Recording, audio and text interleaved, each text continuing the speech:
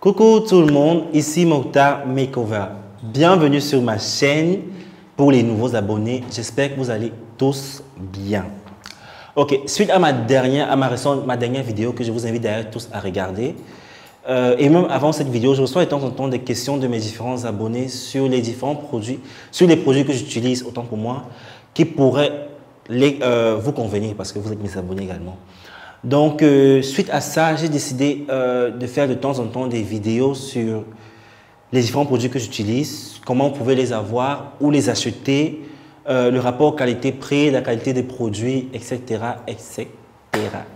Donc, j'espère que la vidéo vous plaira. J'espère que chacun pourra trouver une solution quelconque à ces différents problèmes de produits de maquillage. N'hésitez surtout pas à vous abonner à ma chaîne, s'il vous plaît. Abonnez-vous les gars, s'il vous plaît. N'hésitez pas à partager la chaîne pour qu'on soit encore plus nombreux à enjoy cette chaîne. Vous voyez un peu le truc, quoi. N'hésitez pas à cliquer sur la cloche en dessous, la cloche est juste là en dessous pour être informé à chaque fois que je poste une nouvelle vidéo. On se retrouve dans la prochaine vidéo. Bye bye. I got hot sauce in my bag, swag.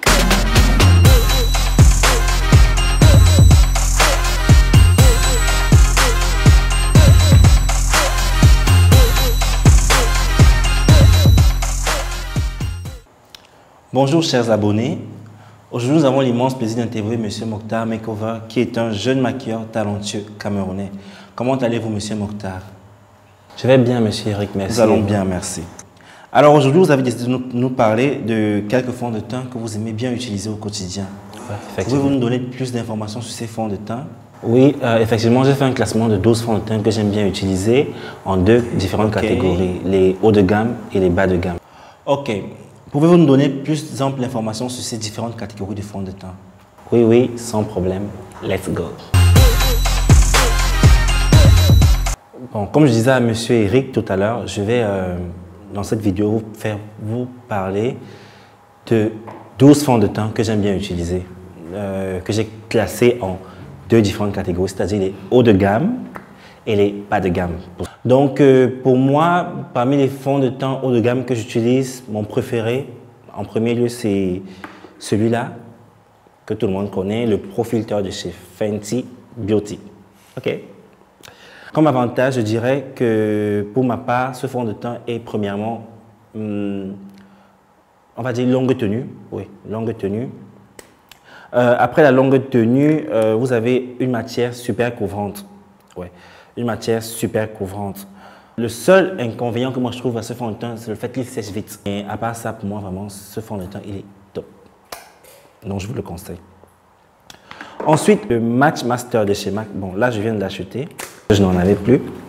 Moi, comme avantage à ce fond de teint, il est semi-mat. Il a un fini lumineux et invisible. C'est-à-dire, il épouse votre peau et vous donne un effet, une sensation seconde peau. Oui. Ensuite, SPF 15, donc il contient une protection solaire.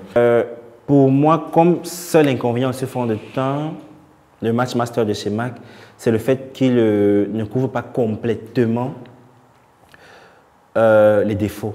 Ensuite, on aura le MAC Waterproof Nourishing Foundation. Vraiment, il est adapté au climat africain, c'est-à-dire chez nous, il fait très chaud, surtout au Cameroun, à Douala, pour ceux qui vivent à Douala. Coucou à vous. Il est super mat. Ensuite, il a un fini lumineux également. Ce fond de teint est vraiment waterproof. C'est-à-dire quand vous l'appliquez, vous pouvez verser de l'eau par-dessus, l'eau va glisser. Ça ne va pas emporter votre fond de teint. C'est un truc que j'ai déjà testé.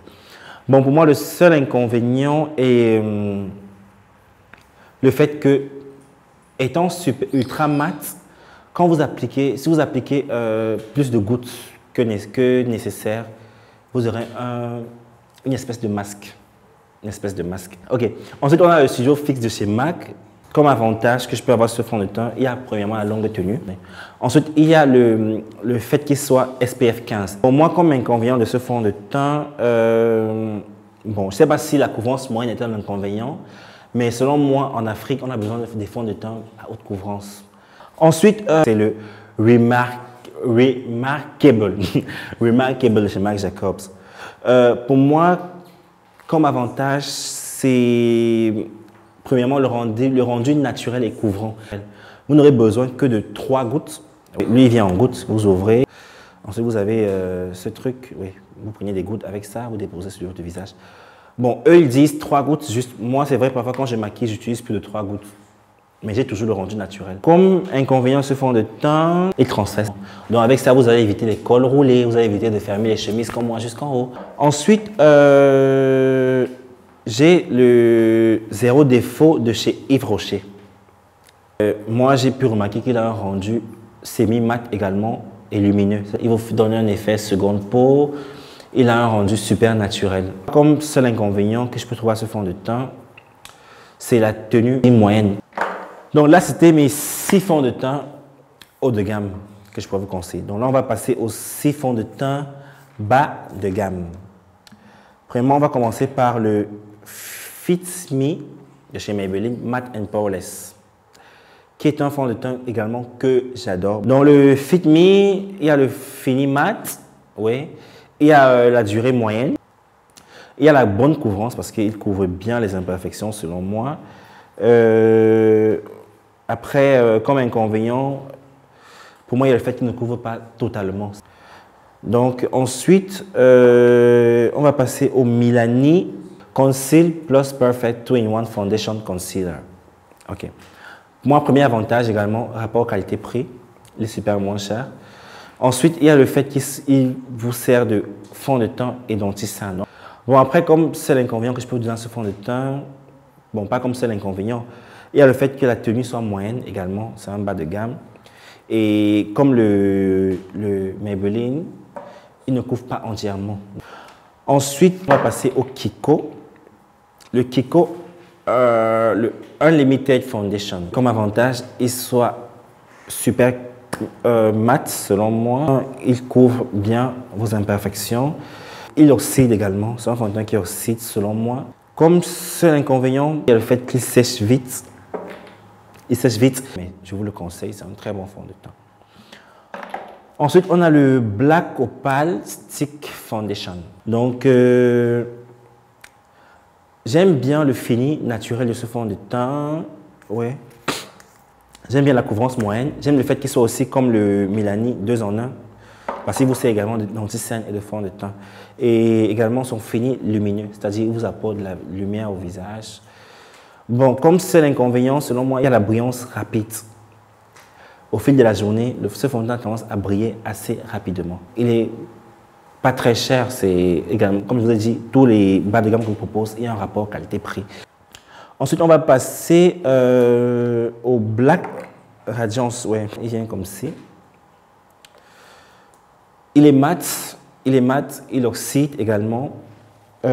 Ensuite, il y a le fait que la couvrance soit assez moyenne, ouais, je vais dire. Bon, moi, le pire inconvénient de ce fond de teint, c'est la tenue.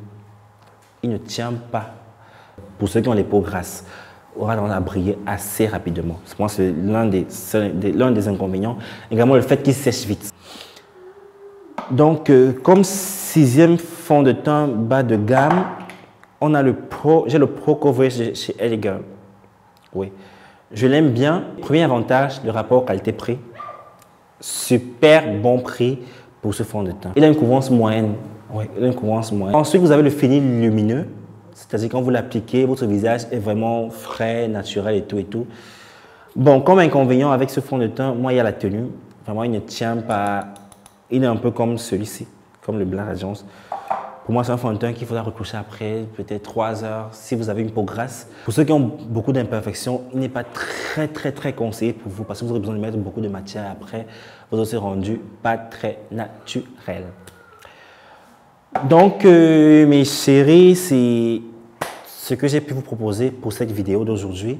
Chacun peut tester différents fonds de teint, avoir sa propre opinion des fonds de teint parce que ce que je dis, c'est ma propre impression. Chacun peut tester ses fonds de teint pour avoir sa propre impression à lui et n'hésitez surtout pas à me dire en commentaire ce que vous pensez de ces différents fonds de teint. Également, pour ceux qui ont testé d'autres marques et qui veulent me conseiller, n'hésitez pas à me les laisser en commentaire. Merci d'avoir suivi la vidéo. J'espère qu'elle vous a aidé. Bye, guys.